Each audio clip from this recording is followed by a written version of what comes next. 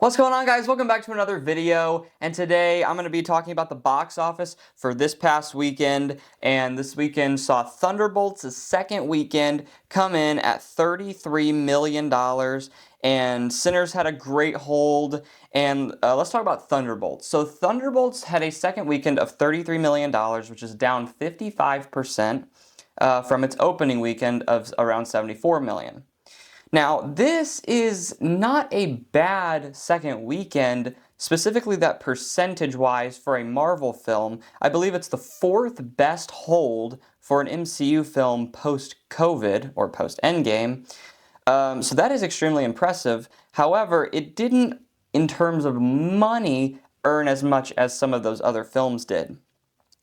It's still doing well. It crossed the $100 million domestic mark. It's on its way to probably doing about $450 million globally and probably around $250 million domestically.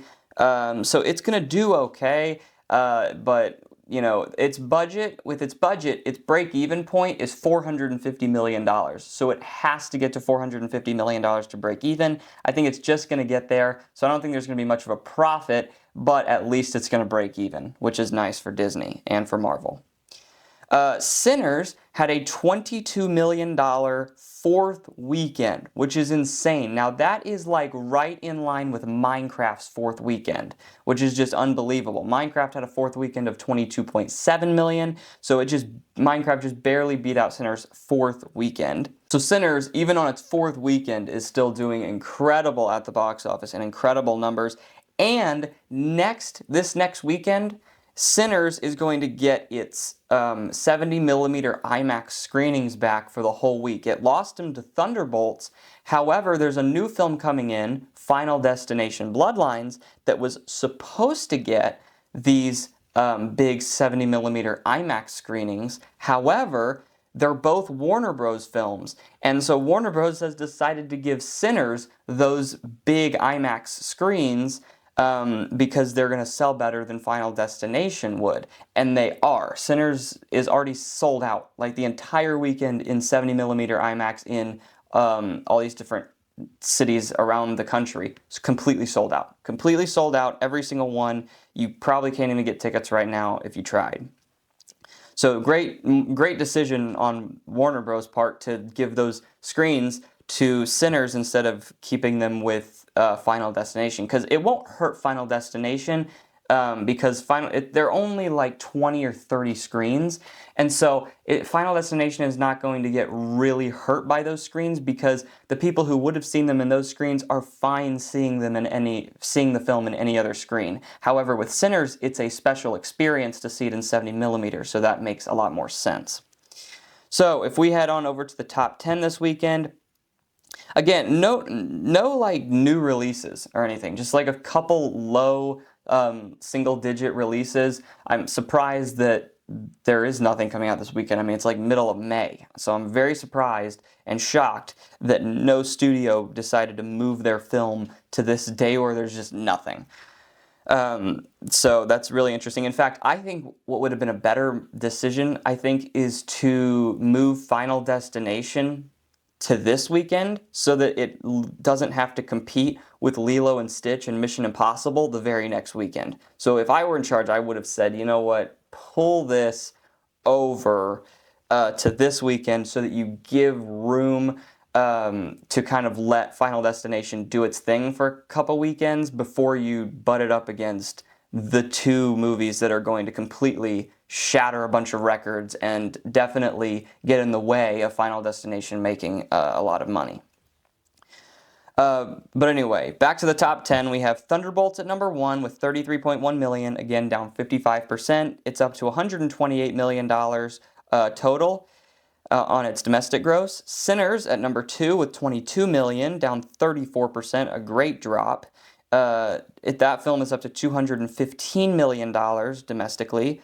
At number 3, we have a Minecraft movie with $7.7 million, still making lots of money, down 44%. That film crossed the $900 million mark worldwide and the $400 million mark domestically. At number 4, we have The Accountant 2 with $6 million, down 36% in its third weekend. That film's up to $50 million domestically.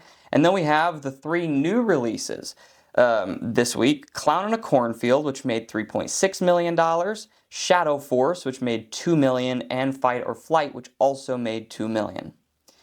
Number 8, we have Until Dawn, which also made $2 million, down 48%. That film's up to $18 million in its third weekend. Number 9, we have The Amateur with $1.1 million, down 43%. That film is up to $38 million domestically. At number 10, we have The King of Kings with about $770,000, down 54% from the previous weekend. In its 5th weekend, it has made $59 million domestically. Another honorable mention is also a new film called Friendship by A24 that released in 6 theaters and made $451,000 and now has the record for the biggest PTA of any film this year, PTA being per theater average, which is essentially the average amount of money that a movie makes per theater. And that was $75,000 on average per screen, per theater. So that has the record now. All right, moving on to next weekend, we have Final Destination, which comes out next weekend. And I think that Final Destination, you know, the projections are kind of all over the place. Some of the projections say it's going to do 30 to 40. Some of the projections say 50 to 60. I think with the nostalgia, kind of the generational appeal of Final Destination, I mean, there hasn't been one in 14 years, and so there's a lot of fans of the franchise that are craving a new Final Destination that are going to go run out to see this on opening weekend. You also have a lot of people, I mean, 14 years is a long time for people to have seen it on streaming and then see this, and they're like, oh, let's go see it. It also has that appeal to people who have never seen Final Destination movies before, because you don't have to see the other 5 to enjoy this one, at least I presume. It's most of the films aren't really connected. They're very different plots with different characters and stuff. And so this one, with a 14-year gap, I highly doubt they're going to have too many. I doubt they're going to have story elements that are going to be like, if you haven't seen the other 5, you're going to be like, what is even going on right now? Like, if you haven't seen the other 5, you're probably going to be just fine with this. And so that is very appealing. That's going to help the box office for sure for people who are like, you don't have to see the other 5. There's no homework. You can just go see it and enjoy it. That always helps with sequels. So my personal projection for this, I think, is going to be about 51.6.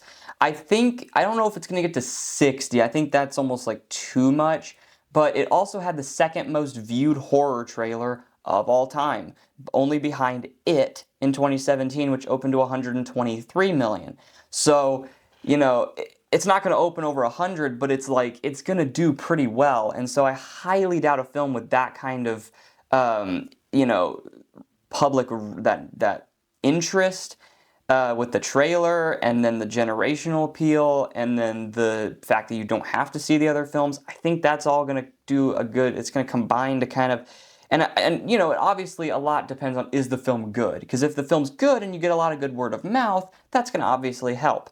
So I think that this film is going to be a good film that gets positive word of mouth, that is going to get the big Final Destination fans, pick up some fans over the years on streaming, and then they're going to go see this movie, and then you're going to get some people that just buy into the word of mouth and see that you don't have to see the other 5 movies to enjoy this one.